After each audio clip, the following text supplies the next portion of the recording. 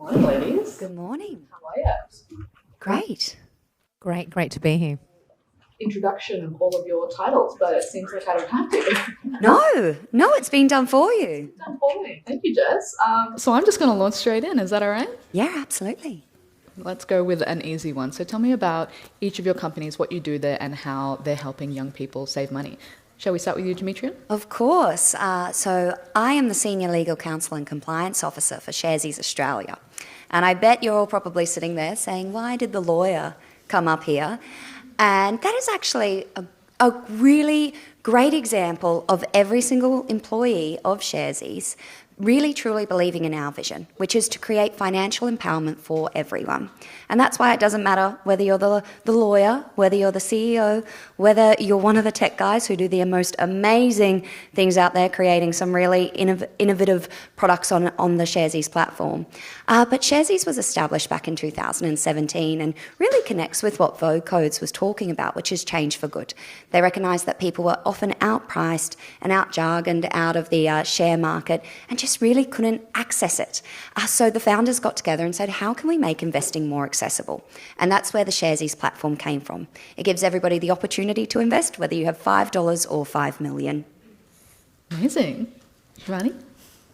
Thanks, love that. And I run an organisation called Elladex, which is all around empowering women by connecting them with a global Rolodex of mentors so that they can actually build their connections and build their career and pathways, whichever way they want, and also connect with daily bite-sized pieces of learning so that they can elevate their money moves, their leadership, and their inner sense of wellness.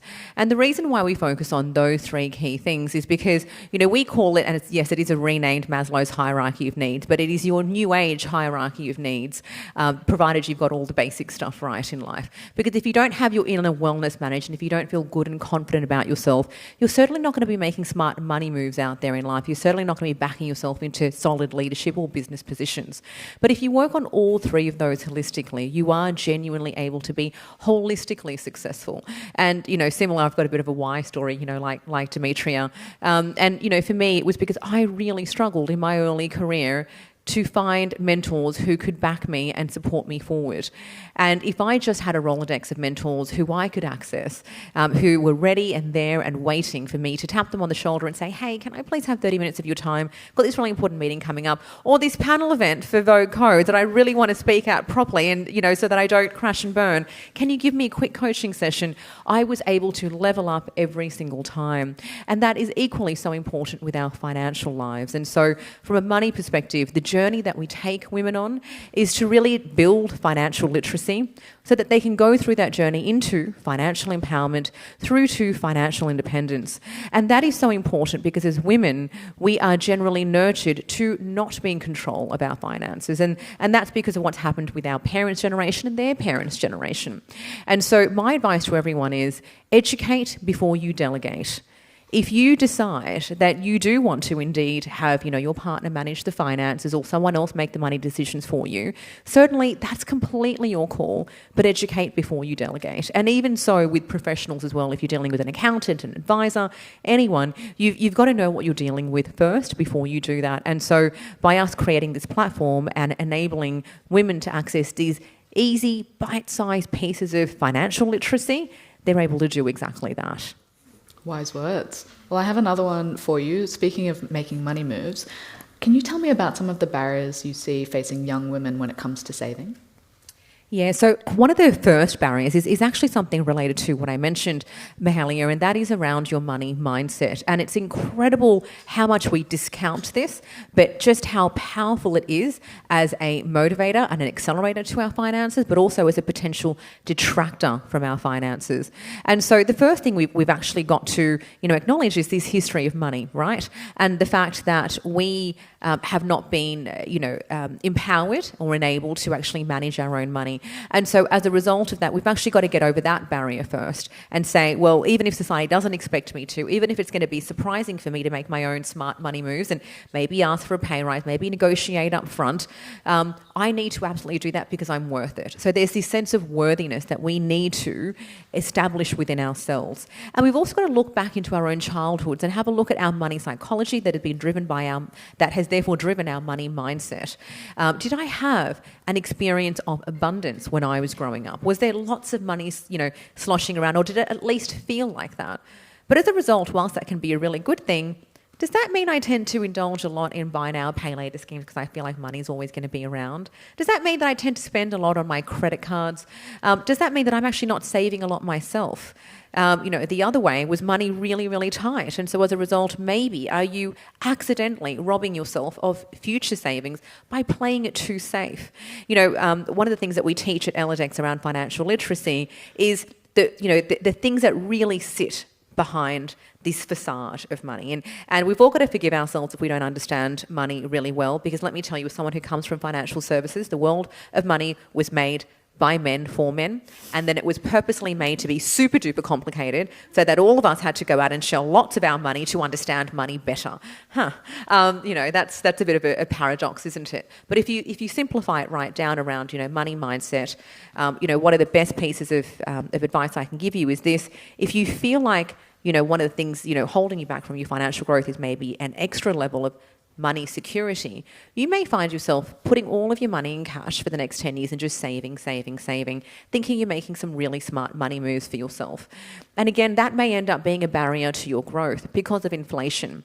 Now, inflation is a word that is, riddled with jargon. So I'm going to reword it. We're going to call it erosion.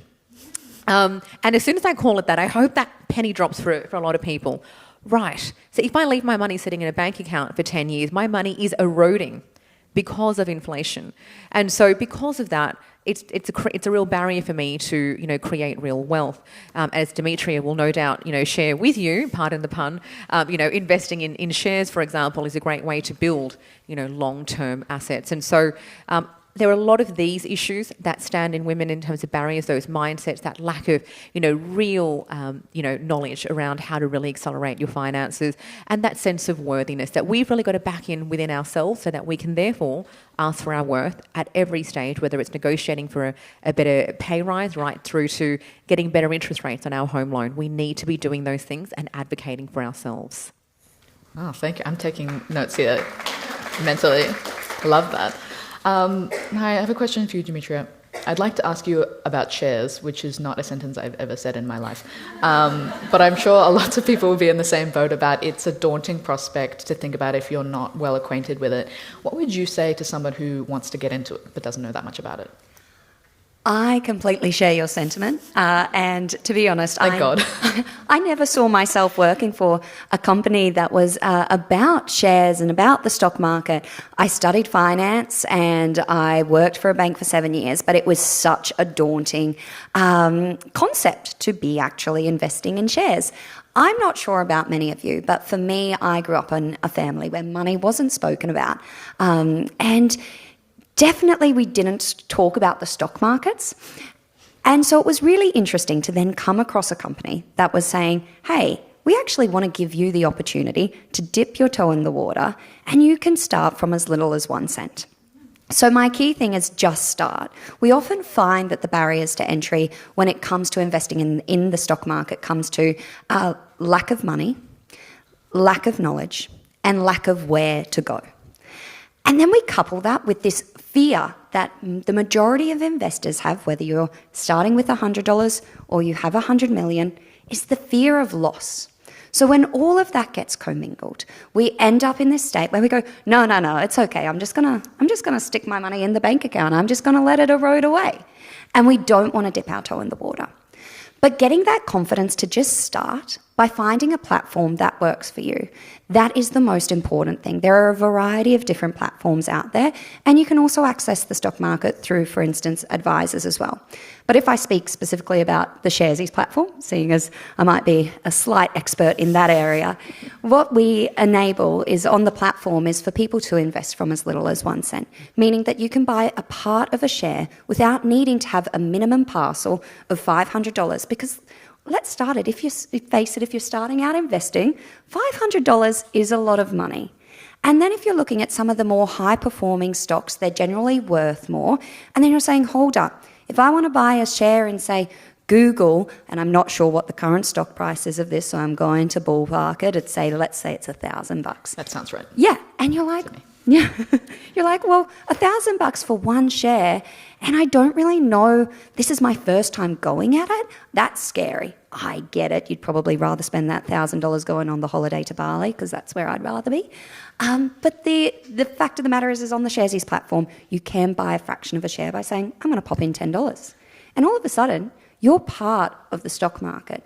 There's three jurisdictions on the platform. It's Australia, New Zealand, and the US. So you can be dipping your toe into the water all across the world and find what works for you.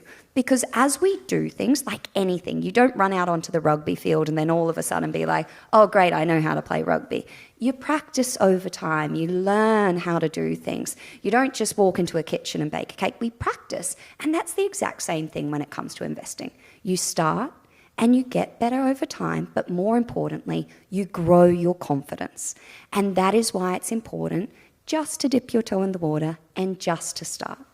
Practice makes perfect. Practice does make perfect. I mean, I'm not yet perfect. I can't give any stock picks. I wish I could. You can ask her about that after this.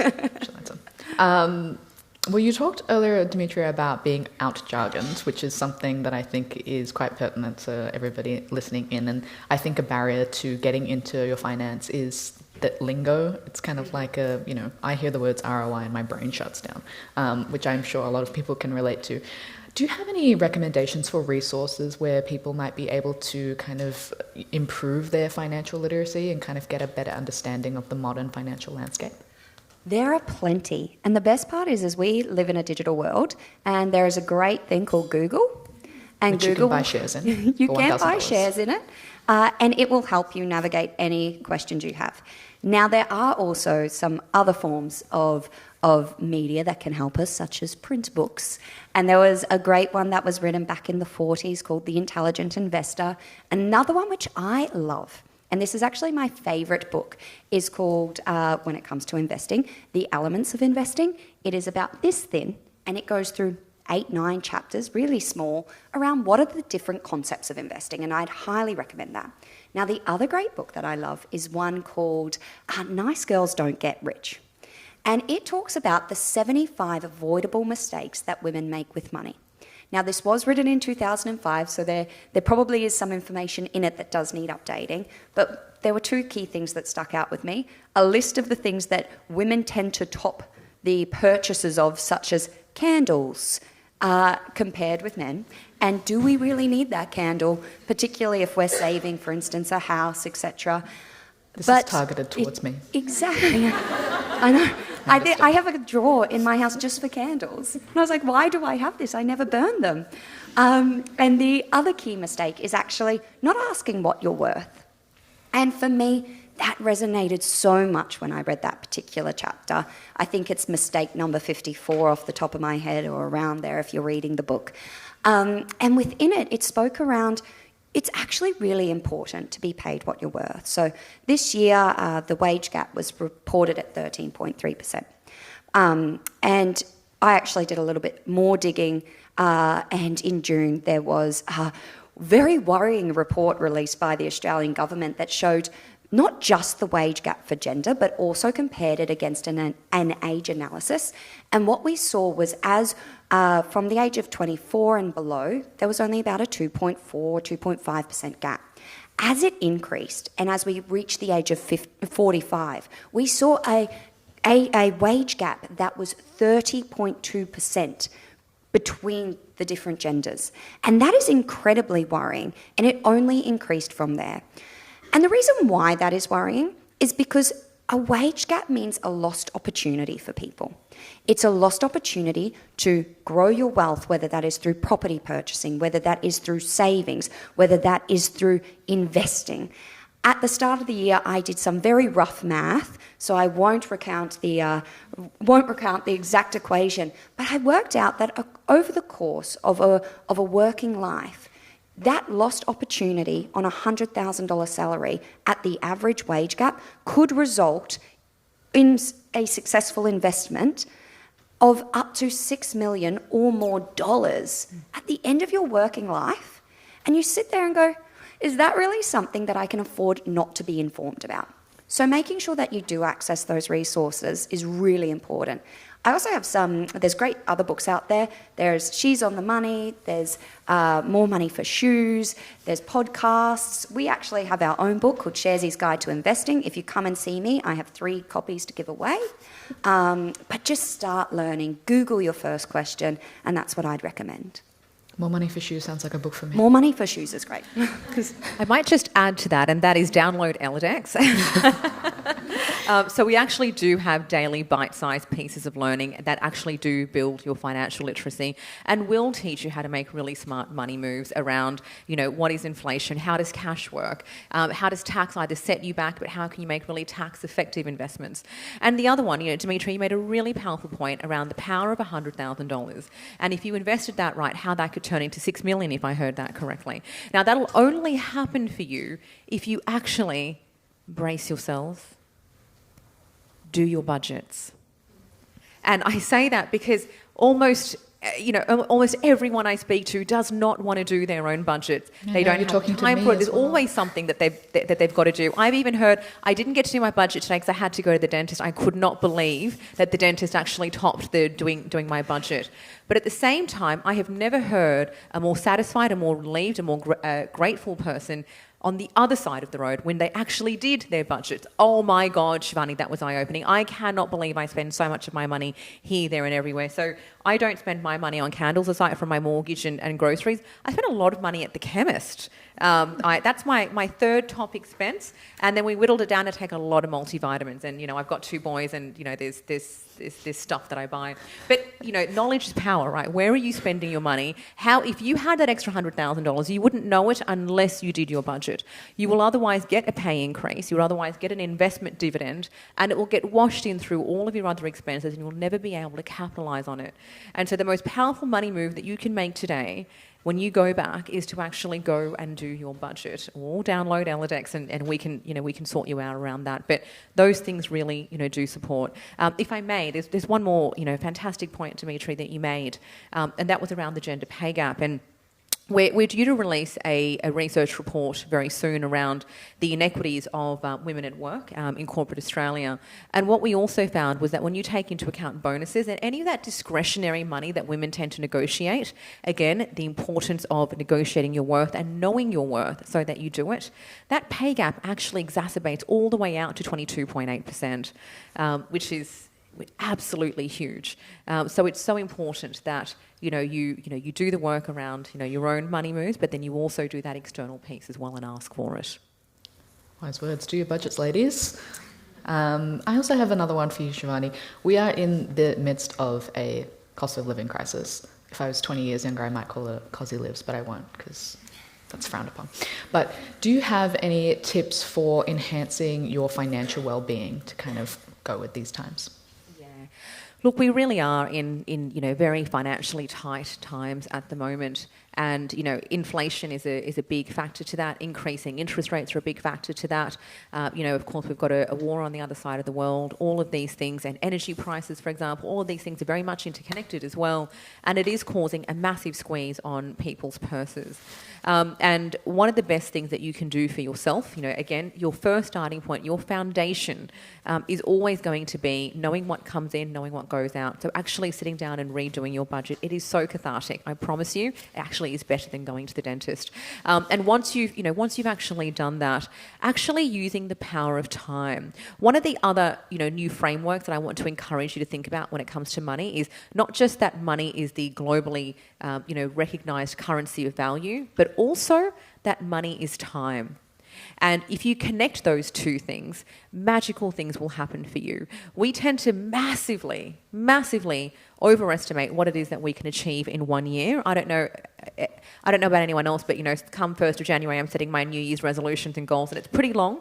We tend to really bump that up, but we tend to massively underestimate or underplan what it is that we can achieve in 10 years. And we really do need to have the long-term game when it comes to money, because even in this cost of living crisis that we have today, if we just make some smart money moves now, it'll pay off tomorrow. So if you were to put $200 a month away every single month, so about $50 a week, if you can do that, $10 a weekday. If you can manage that, what you'll find is in 10 years' time, you'll have anywhere between $27,000 to $30,000 in your bank account. Double that, and you're more than doubling that again. So instead of, say, $60,000, you'll probably have around $65,000 to $70,000 in your bank account. And that will help you massively, because when you have a cost of living crunch, if you just start today, some of the things that are eroding for you is that emergency fund. If something does break down, do you actually have $1,000, $2,000, $5,000 sitting there spare? Or can you dip into a credit card that actually has that money spare? These are the sorts of efficiencies you need to start building into your finances in order to take care of a rainy day. The other thing to also acknowledge is that for a lot of people, the rainy day is today. There's not a lot of, fat or privilege in our money to be able to actually save away. And so that if that is the case, then you've got to start looking at efficiencies that you can create for yourself today. So what I want you to do around that is to renegotiate a better rate on your mortgage. Have a look at the iteration of what you're spending things. So if you were paying your rent every week, for example, and you think your landlord's not going to renegotiate your rent, fine, but can you renegotiate the payment to be monthly instead, so that you've got a little bit more liquidity in your finances? So there's lots of different things you can do around that to build rainy day funds today, whilst you build a rainy day fund for tomorrow. That's a great answer. And I am sure you're sick of my questions, so I'm going to throw to some from the audience that I have right here. I have one from Lauren, which is for both of you. How do you suggest encouraging a partner to foster positive financial habits when they have a record of flaking on their long-term money goals with short buys? Demetria, do you want to start us off? That is a great question. And Lauren, the first thing that I would say, and I'm sure you're not doing this, but don't make them feel bad. Because I don't know about you, but if somebody makes me feel bad about something I'm doing, that actually can be much more detrimental, and I don't want to work toward it at all. So instead, understanding why they've had that money trouble in the past, or why they're struggling toward their financial goals, is the first one. Having open conversations with them is really important. From there, tap into what is a motivator for them. It might be that a motivator is not buying a house. It might not be that a motivator is not going on that holiday, but they might want to buy, I don't know, a skateboard and have a whole collection of sneakers. Whatever it is, everybody has their vice. So it's really important for them to understand why money's important for them. Have honest, open conversations, and also let your partner know why it is that what's important for you when it comes to money. Because they might not actually realise, and I'm sure they very much love you, and they want to understand what your relationship is with money as well, so that way they can meet your needs and you can meet theirs. So have an honest, open conversation and check in with some of the resources we mentioned. Absolutely. Yeah, I love that. I'd also say in order to get there, I really believe in money date nights, and actually, sitting down, with a lovely drink, a glass of wine, whatever it is for the both of you that brings you together, and actually talking about money and making it really inclusive, making it really intimate and fun. And a lovely way to start with that is to actually talk about your shared dreams, your shared goals of your life together. What kind of life have you planned? How do you want to live it? Visualize it together. It's going to be the most beautiful evening that you will have when you talk about, okay, we want to live in this suburb. We want to have this kind of home. We want to have a dog. We want to have, 2 kids, all of those sorts of things. Okay, how do we need to be set up financially in order to make that happen? In order to start planning towards something, you need to know where it is that you're heading. So first have that goal in mind, and then in bite-sized pieces, you start picking off what we need to do to get there. And if you can agree on that together, then, if you've got a partner who is a little bit naughty and, then goes off and, goes squirrel, and, I really need to go buy those, box seat tickets, and sorry, that set us back $2,000 and, all of that sort of stuff. You come back to that conversation, and it's a we conversation. It's not a defensive. It's not you did this. It's we agreed on this. This is the life that we want to live. And if we keep purchasing in this way, we're never going to get there. And I tend to find that partners are a lot less defensive when you say we, but what you're really saying is, hey, you spent that money, and if you keep spending that way, you're not going to get there. So that's a really nice, loving way of having those conversations. There's another really important thing to make here, and that's also to have checks and balances in place. So if you just can't help yourself, set up a joint account where your savings will go into. And again, with joint accounts, it's not necessary that the money is 50-50 that goes in. You can do apportioning as well. If you earn 60% of what your partner does, then your portion that goes in could be the 60% ratio of that. So there's some really cool money moves that you can do around that. But once it goes in, don't let the power of technology get the better of you. Don't link it to your Apple Pay. Don't link it, to your internet banking. Have two people must sign. And so that way no one is going to go off and just, quickly overspend. And that will also protect you should things ever go really haywire and you start to move into the realm of you're actually now financially supporting this person, you're actually now moving into an area of financial abuse, and that happens a lot too. So also know that their money responsibility is not your responsibility. You're on this beautiful journey together, but keep protecting yourself, and always know that have those loving conversations. But know in the back of your mind that you also need to take care of you. Those are wise words. Thank you so much. We're out of time now, but thank you so much, Demetria and Shivani. That was a great conversation, and there's more to come.